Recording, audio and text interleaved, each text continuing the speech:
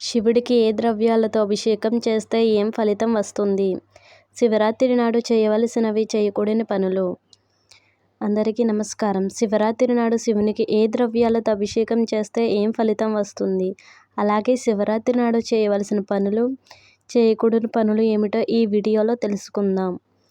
హిందూ మతంలో మహాశివరాత్రి పండుగ అత్యంత విశిష్టమైనది. మహాశివరాత్రి రోజున భక్తులు పరమేశ్వరునికి భక్తి శ్రద్ధలతో పూజిస్తారు. మహాశివరాత్రి రోజున శివాలయానికి వెళ్ళి బిల్వపత్రాలు, గంగాజలం, పాలు, పెరుగు వంటివి ఉపయోగించి అభిషేకం చేస్తుంటారు. మహాశివరాత్రి రోజున శివుని ఆలయానికి వెళ్ళి పరమేశ్వరుని భక్తి శ్రద్ధలతో పూజించడం ద్వారా తప్పకుండా ఆ పరమేశ్వరుని అనుగ్రహం కలుగుతుంది.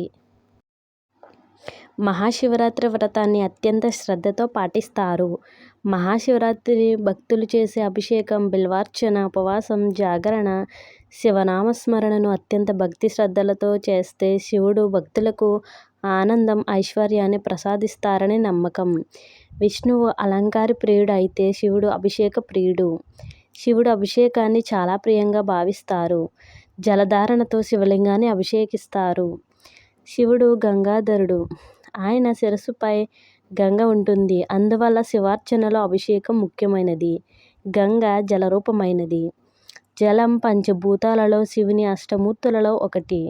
శివుణ్ణి ఏ అభిషేక ద్రవ్యాలతో పూజిస్తే ఏం ఫలితం వస్తుందో ఇప్పుడు తెలుసుకుందాం.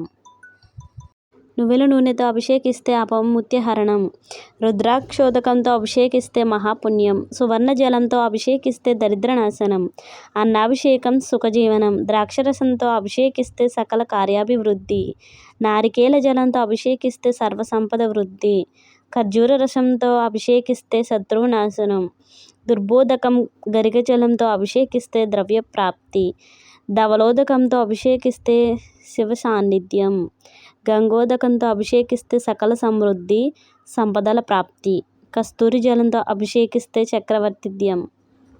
నేరేడ పండ్ల రసంతో వైరాగ్య ప్రాప్తి. నవరత్న జలంతో అభిషేకిస్తే ధాన్యగృహ ప్రాప్తి. మామిడి పండు రసంతో అభిషేకిస్తే దీర్ఘవ్యాధుల నాశనం.